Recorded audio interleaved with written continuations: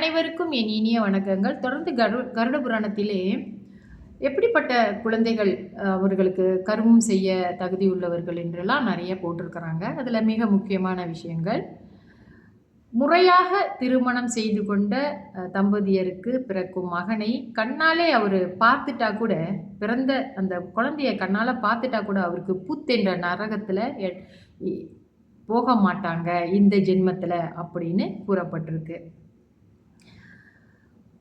ஒருத்தர் ஒரு குழந்தை ஆம்பளை பிள்ளை பிறந்துட்டாலே அந்த குடும்பத்தில் அவங்களுடைய முன்னோர்கள், அவர்களுடைய பித்ரு தேவர்கள் எல்லாமே மிகவும் மகிழ்ச்சி அடைகிறார்கள்.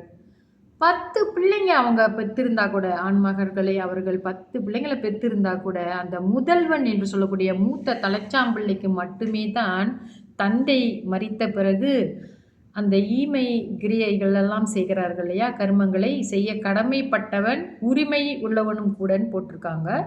மற்ற பிள்ளைகள் இவர்கள் வாழும் காலத்தில் சாதகமான செயல்களை செய்வது, அதாவது சிறு கர்மங்கள் செய்வது, சிராத்தம் போன்றவைகளை செய்வது, தன் தந்தையை நோக்கி தான தர்மங்கள் செய்வது போன்ற விஷயங்கள் எல்லாம் இந்த மற்ற குழந்தைகளுக்கு செய்யக்கூடிய உரிமை இருக்குது. ஆனால் அந்த தகப்பனுக்கு தலைச்சாம் பிள்ளை தான் கர்ம காரியங்கள் அவன் இறந்த பிறகு செய்யக்கூடிய உரிமை அனைத்தும் அவனுக்கு தான் முதலிலே கொடுக்கப்பட்டிருக்கு அப்படின்னு சொல்லியிருக்கிறாங்க.